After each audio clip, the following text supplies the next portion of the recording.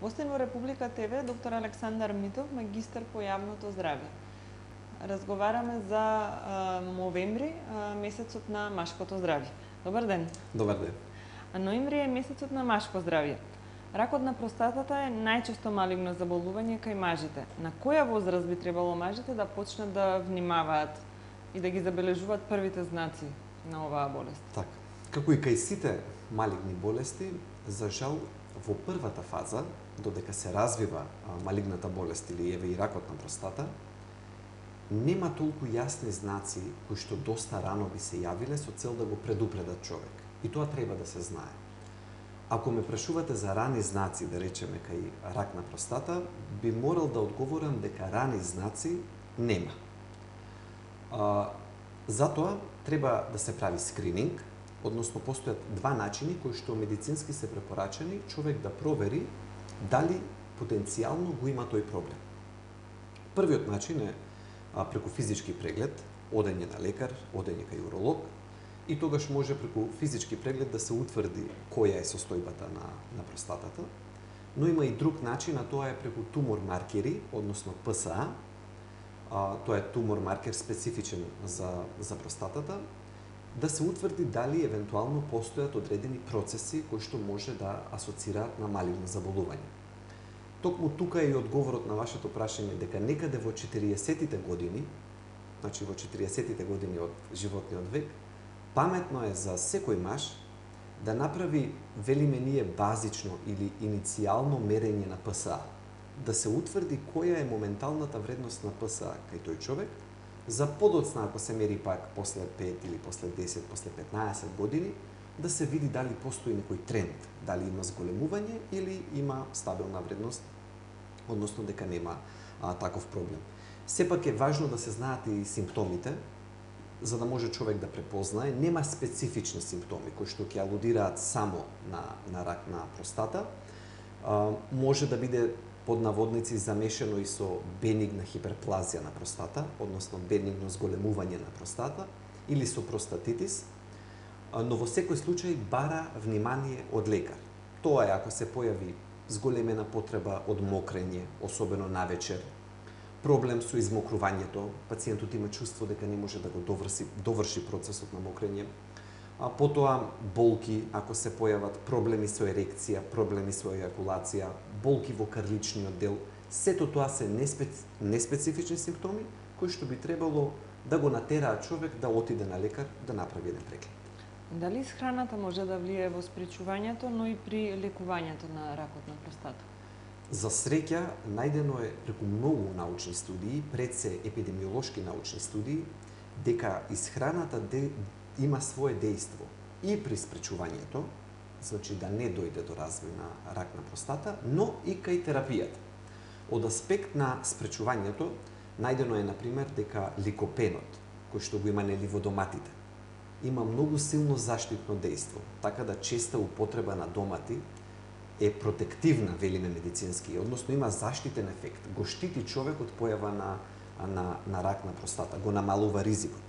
Или пак од друга страна, за жал, најдено е дека храни со многу висока концентрација на калциум, сирени, заситени масти и слични видови на храна може да придонесат да се зголеми ризикот, да се појави рак на простата. Но сепак препораките кај пациенти кај кои што веќе се појавил рак на простата гласат: прво, растителна исхрана. Колку што е можно повеќе пациентот да се сврти кон растителна исхрана која што потекнува од растенија. Второ, да го смали внесот на масти, особено на заситени масти, речиси до минимум, а тука пред се подразбираме месо, млеко и млечни производи. И трето, да се намали количеството на внес на рафинирани шеќери и рафинирано брашно, да речеме, например. Сето тоа да биде поддржано со добар внес на течности и редовна физичка активност. Значи, ова се препораките кои што ги кажувам, кои што важат за лекувањето на рак на простата. А на што се темелат овие препораки за исхраната при рак на простата? Многу научни студии во континуитет во последните 15, 20, 25 години покажуваат дека храната има значајно место дури и во терапијата на рак на простата. Јас ќе набројам само неколку од нив кои што се, така да речеме, најмаркантни и кои што најдобро го покажуваат ефектот на исхраната при лекувањето на рак на простата. Првата студија која што ви ја спомнал е правена на тој начин што група пациенти, кај кои што се планирало за 4 недели од моментот на регрутирање, велиме во научната студија, за 4 недели требало да биде извадена простатата кај нив, бидејќи имале рак на простата. На 4 недели пред вадење на простатата биле ставени на храна доминантно базирана на растенија со низок внес на масти и 3 лажици ленено семе секој ден. Ленено семе секој ден. Откако била извадена простатата кај тие пациенти, биле најдени две работи. Прво, значително намалување на степенот на пролиферација на малигни клетки. Медицинска терминологија е тоа степен на пролиферација, односно тоа значи наставката на размножување на малигните клетки. Дошло до успорување на развојот на малигните клетки, тоа е првиот наод, и вториот наод е зголемување на стапката на клеточна смрт кај малигните клетки. Односно, не само што не се размножуваат толку, туку почнуваат и да изумираат. Видете со каква едноставна интервенција, со промена во исхраната и со ленено семе. Истата научна студија е повторена, но на подолг рок. Значи е правена на период од 6 месеци.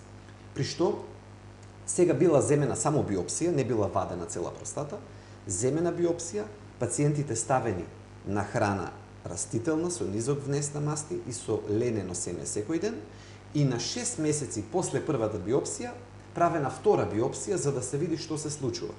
И наодот повторно бил ист, односно дека доаѓа до значително намалување на развојот на малигните клетки, на нивното размножување. А тоа било придружено и со пат на ПСА. И третата научна студија, врз основа на која што се влечени сите овие препораки, е доста позната од доктор Орниш, кој што се смета за еден од пионерите во оваа област, во овие истражувања за тоа како храната дејствува во терапија на болести, на малигни болести, на кардиоваскуларни, на диабет. Значи храната има свое место во терапијата. И тој има најдено дека кога група од 93 пациенти со рак на простата биле ставени половина од нив на растителна исхрана со редовна физичка активност и со техники за смирување, за релаксација од една страна, и другата група била оставена да си тера по старо, односно без промени во исхраната.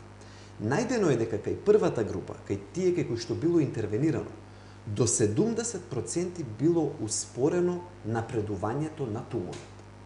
Видете, ова се доста фрапантни бројки и жално е што не се доволно познати не само во општата јавност, туку и во стручната јавност, што не е докрај познато и разјаснето дека вакви научни студии постојат, дека ова не е измислено. Значи, дека не е советот портал, ме разбирате, или од вестник, така, од жолта штампа, што би рекле, туку дека има многу конкретни научни докази врз основа на кои што препораките кои што ви ги кажав се извлечени. И секој совесен лекар би требало да се едуцира сам себе си во оваа област. А како физичката активност влие кај пациентите кај кои веќе е диагностициран рак на простата? Целокупниот начин на живот, како што и прашувате, всушност е докажано дека има многу силно влијание. Значи, еве за исхраната зборувавме.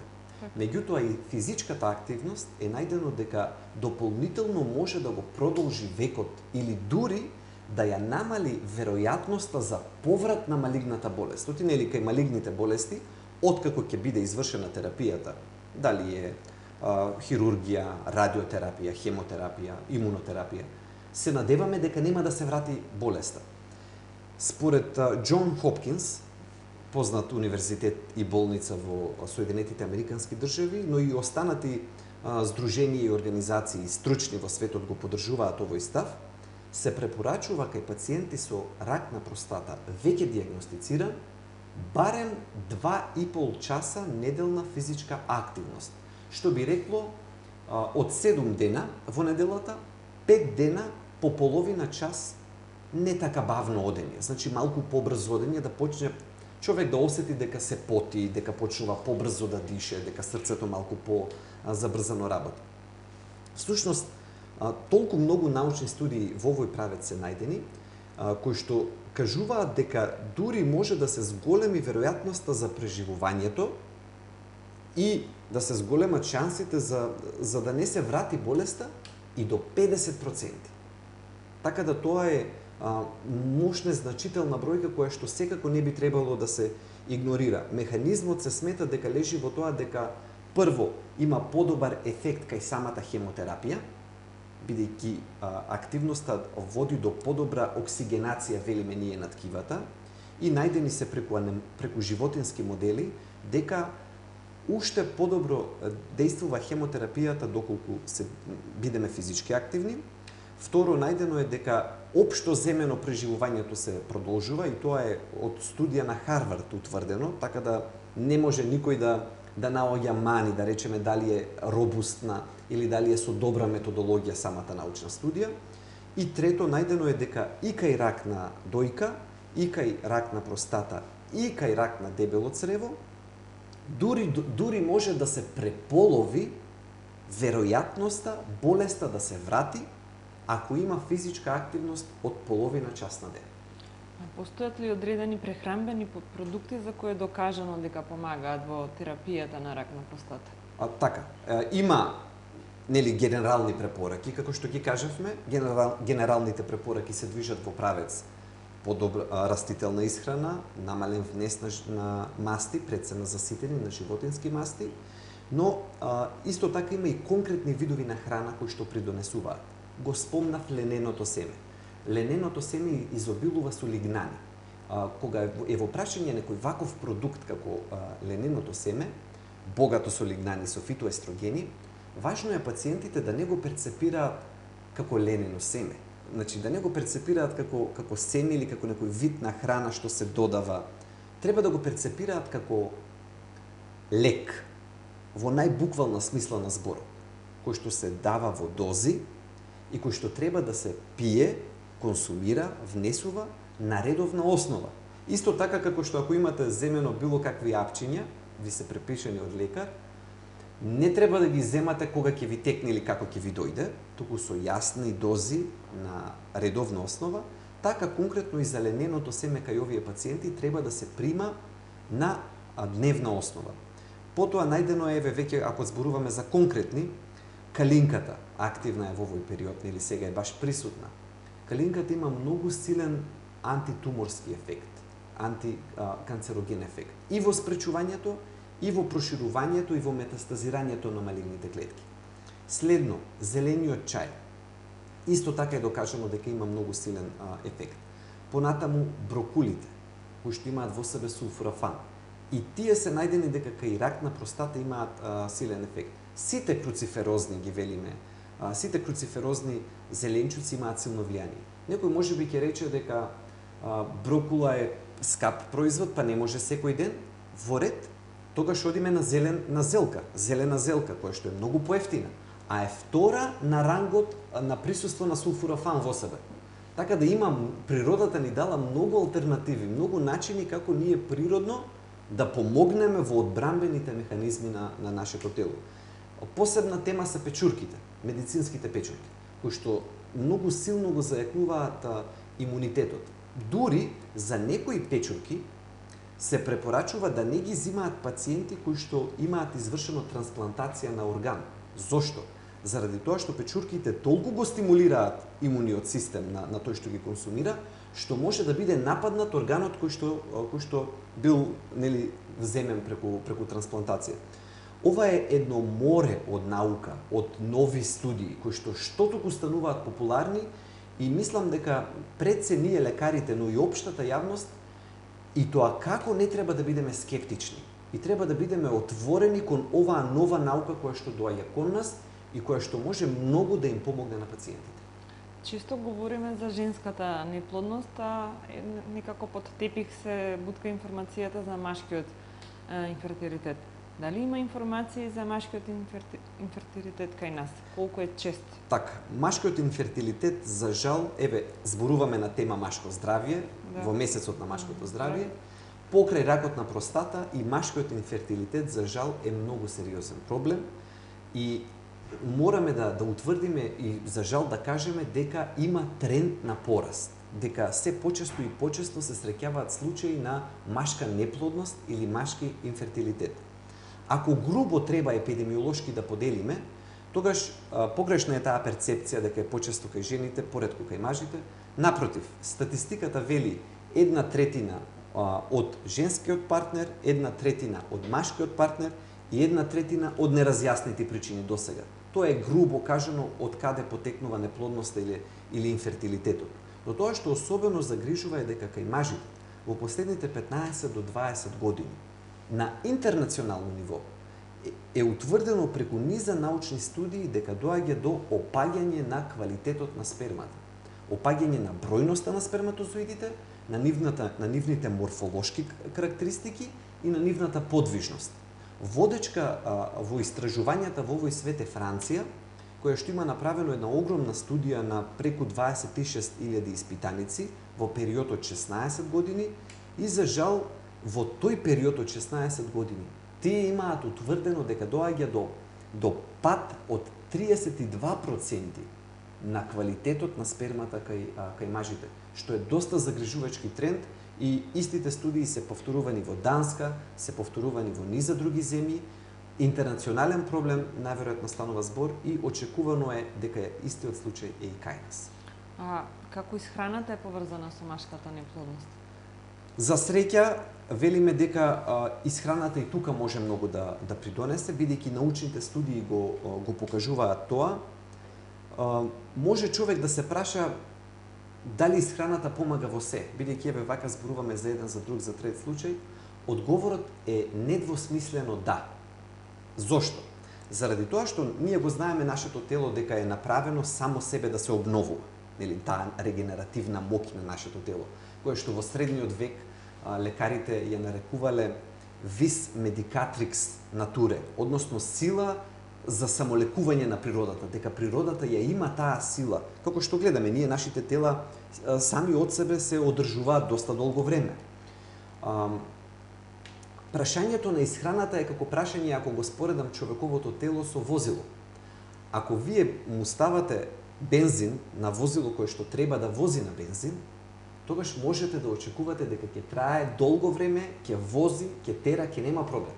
Ама ако почнете наместо бензин да ставате нафта или да ставате било дизел или било што друго, или како што јадеме ние, за жал, морам да речам ѓубре од храна, за жал, е доста присутно, особено кај помладата генерација, тоа е не само дека не му ставате бензин, туку од време на време и песок фрлате внатре и низа други работи.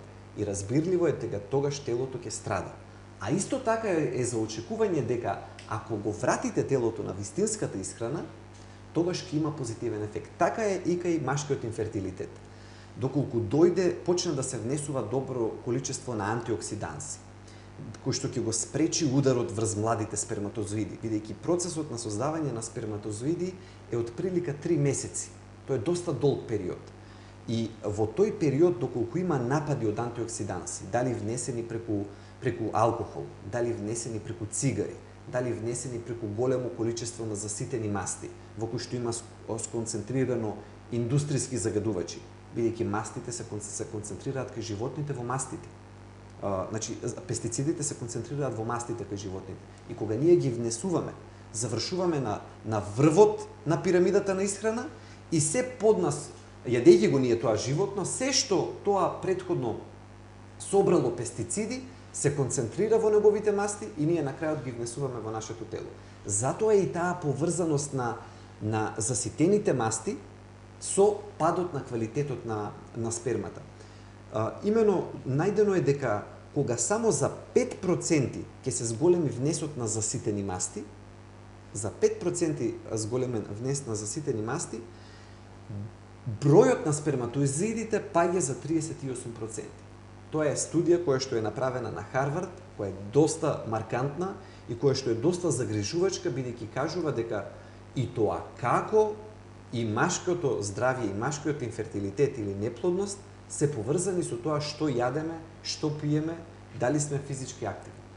А кои продукти и додатоци во исхраната се препорачуваат кај машката неплодност? Долга е листата. Еве, ги кажавме да речеме генералните препораки кои што се однесуваат пред се на таа храна базирана на пред се на растенија, на невнесување на месо, млеко и млечни производи, секако не алкохол и цигари, бидејќи силно влијаат негативно на квалитетот на спермата, но долга е листата на тоа што може да биде внесено. И тоа се дава во терапевтски форми, пак ќе повторам, значи не е од време на време, туку преку јасен, нутритивен протокол треба да се водат тие пациенти кај стручно лице, да им се дава тоа што треба и во период од 3 месеци ќе се види промената преку спермограмите, ќе се види подобрувањето. Ашвагандата е еден од тие конкретни производи кои што е докажан дека има поволен ефект.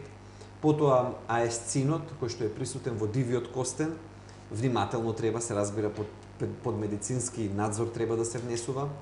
Коензимот Q10, L-карнитин, црното семе, омега-3, цинк, селен, екстрактот остриги, значи доста долга е низата и треба тоа добро да се издизајнира како за секој пациент поотделно што треба да прими, за да се постигне ефектот, да не се заборави и тука физичката активност е многу силно препорачена и колку повеќе е активен еден пациент, толку подобар е ефектот за квалитетот на спермата. Би сумирал со тоа што би кажал дека тоа се едни севкупни промени, силни интервенции во животниот стил кај тие пациенти, кои што треба под надзор да се вршат, да траат неколку месеци, од 3 до 6 во овој случај кај машкиот инфертилитет, но научните студии покажуваат дека и тоа како пациентите може да очекуваат поволни резултати. Доктор Митов, јас ви благодарам за гостувањето во Република. Ви благодарам за поканата.